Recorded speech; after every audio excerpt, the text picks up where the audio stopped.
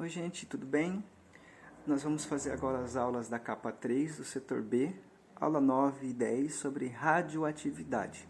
As páginas serão da 132 até a 134. Posteriormente, no caderno de exercícios, nós vamos fazer no capítulo 9 e capítulo 10, também do setor B, páginas 201 e 203, a tarefa mínima, exercício 1 ao 6 do capítulo 9 e exercícios 1 ao 5 do capítulo 10. Então vamos lá para entender um pouquinho sobre a radioatividade. É um conceito bem simples, só que ele é bastante cobrado em algumas questões de vestibular, de Enem, de concursos, porém ele é bem simplificado quando a gente entende certinho o que quer dizer essa tal radioatividade. Ou seja, é uma atividade radioativa que os elementos podem apresentar. Todos os elementos podem apresentar ela em condições adequadas e devidamente trabalhados, sim. Então, como que funciona de uma maneira bem simples? Eu vou ter aqui uma fonte, uma emissão, um emissor aqui de radiação, né? E a partir disso eu coloco ali um átomo qualquer, pode ser um de urânio, por exemplo, não sei, e vou emitir essas radiações a partir dele. Uma coisa primordial para a gente entender: nem todas as partículas, por assim dizer, a gente conhece, são partículas realmente. Porque, por exemplo, a beta, ela é sim uma partícula. A alfa também, só que a gama não. A gama é uma onda eletromagnética. Então ela está mais para uma questão energética do que partícula propriamente dita.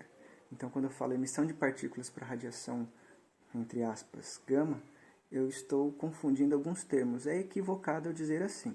Então a gama é uma onda eletromagnética em si. As outras, sim, são partículas. Então é correto eu dizer partículas alfa e beta e onda gama.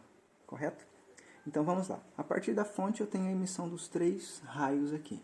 Então percebam que há um desvio na trajetória. É proposital e é o que realmente acontece. Isso daqui foi alvo de estudo da Marie Curie, que foi até hoje é extremamente conceituada. Ela é pioneira nesses estudos, ela e o marido, se não me falha a lembrança, André, né, do francês. A pronúncia está meio dificultada aí, mas são esses dois, é o casal que estudou radioatividade com uma profundidade muito grande. Então foi percebido que a partir de uma fonte eles apresentavam desvios. Então perceba que tem placas eletrizadas positivamente e placas eletrizadas negativamente, e que as partículas beta sofrem um desvio na tendência de serem atraídas por essa placa positiva. Por quê? Porque a partícula beta ela tem uma massa zero e uma carga, ou seria um número atômico, mas uma carga de -1. Por quê? Porque ela é composta apenas por um elétron. Então a beta composta por um elétron. Quando eu vejo aqui a alfa, ela se aproxima bastante da placa negativa. Mas por quê? Quando eu olho a fundo, eu estou vendo aqui que ela tem uma massa 4 e uma carga, um nível energético, que poderia ser chamado lá do número atômico, mas não é, de +2. Por que +2? Então, porque tem 2 prótons e tem 2 nêutrons.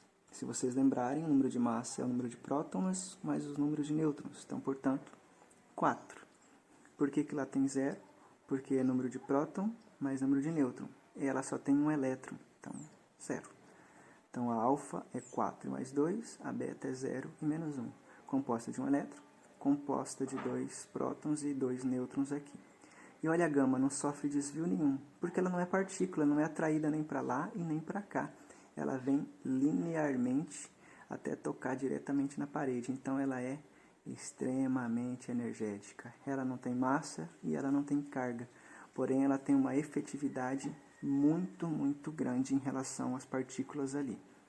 Então, para essas partículas, eu tenho o que nós chamamos de leis da radioatividade. Por que só para as duas partículas? Porque elas é que sofrem a interação do meio, positivo ou negativo.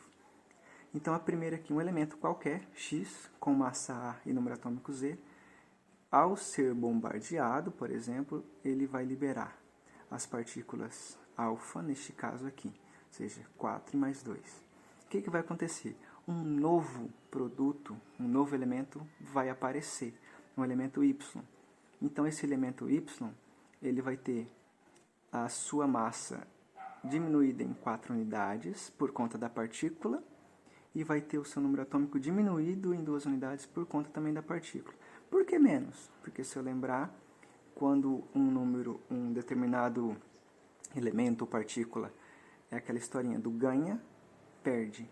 Quem perde, ganha. Ganha o quê? Ganha em quantidade de carga. Então, quando se trata de positivo, quer dizer que ele perdeu 2 unidades de elétrons, por exemplo. Quando ele é positivo, também porque perdeu 4 unidades aqui.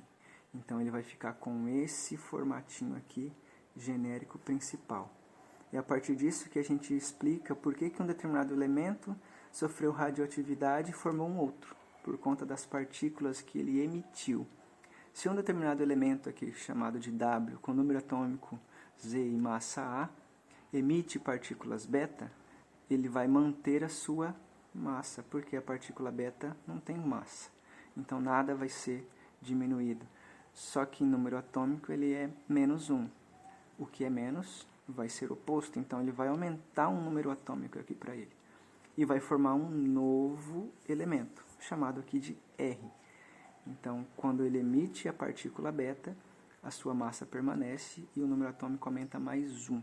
Então, um novo elemento químico foi formado nos 2 casos aqui, ó. Percebeu? E aqui é interessante ver que a massa continua igual. Então, eu teria um isóbaro, porém com um número atômico diferente, ou seja, um elemento diferente, elementos isóbaros aqui. Só para ficar mais ou menos entendido, suponhamos que nós tenhamos uma máquina aqui, um canhão dessa radiação aqui, top. Ele emite essa radiação alfa no primeiro momento. Vamos dizer que está emitindo as 3 aqui, alfa, beta e gama, embora gama seja onda, correto? Então, o alfa, ele é bem sutil, ele é bem fraquinho. Por exemplo, se fosse uma folha de papel, ele já pararia por aqui. Seria, por exemplo, nossa pele. A beta, por sua vez, atravessaria o papel e pararia, por exemplo, num galho de madeira, que seria, por exemplo, nossos ossos. Os raios-x são compostos de radiações, ou de partículas, na verdade, beta, né? Por isso que conseguimos verificar fraturas e luxações através de um raio-x por causa dessas partículas. E, por sua vez, a gama, por ser onda, atravessa a madeira e continua somente sendo barrada, né, a longo prazo, é claro, em uma parede, por exemplo, de concreto, que seriam nossos órgãos internos.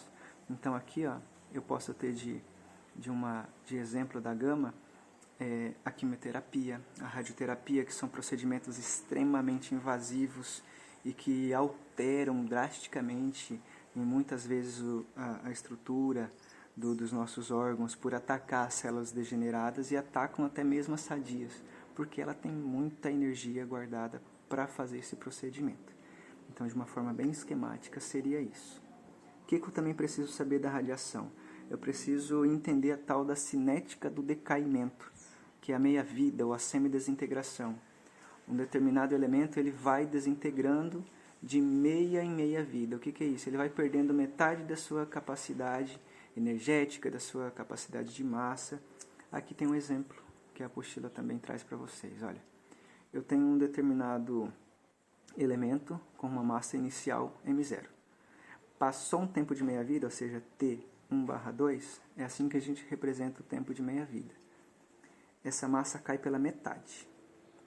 Passou mais um tempo de meia-vida, essa massa cai pela metade, ou seja, é 1/4 da primeira. Passou mais um tempo de meia-vida, essa massa cai de novo pela metade. Agora é 1/8 do que era antes. Então, para ficar mais fácil, a cada tempo de meia-vida vai sendo dividido por 2. Exemplo, eu vou colocar ali embaixo. Isso aqui é 10. Tempo de meia-vida, 5. 5 mais um tempo de meia-vida, 2,5. Mais um tempo de meia-vida, 1,25.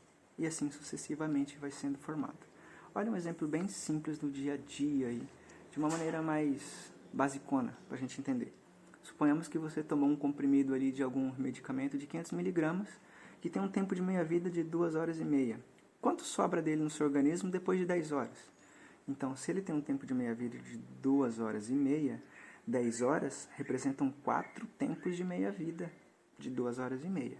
Então, olha só, no começo, 500 miligramas. Passou o primeiro tempo de meia-vida, ou seja, eu dividi esse valor por 2, 250 miligramas. Passou mais um tempo de meia-vida, o segundo, dividi por 2 esse valor, agora os 250, então 125. Passou mais um tempo de meia-vida, o terceiro, vou dividir aquele valor por 2 de novo, então 62,5 miligramas. E passou o último tempo de meia-vida, ou seja, o quarto, dividi por 2 o valor anterior, eu tenho 31,25 miligramas do composto do medicamento, ou seja, 10 horas depois, ainda temos circulando em nosso organismo 31,25 miligramas. É por isso que o médico pede, toma isso daqui dentro do tempo certo, para que não haja uma superdosagem e a gente não seja prejudicado, porque a gente sabe que a diferença entre um veneno e o antídoto está na dose. Então, se eu dou uma superdosagem, ou se eu tomo uma dose antes do tempo previsto, eu vou estar aumentando essa concentração no meu organismo e isso não vai fazer bem, com certeza não vai. Funciona para medicamento e também para compostos que são extremamente perigosos, por exemplo, o urânio, pelos enriquecimentos e por tudo mais. Feito isso, vocês vão realizar as atividades aí da própria apostila, da capa 3. Se tiver dúvida, pode me perguntar e me procurar. Me mandem fotos se tiver dúvida. E do caderno de exercício, ali as tarefas mínimas que eu disse ali no comecinho do vídeo, vocês também vão tirar fotos e vão me mandar para a gente fazer a correção e registrar. Se tiver alguma dúvida nesse meio tempo, pode entrar em contato comigo pelo WhatsApp.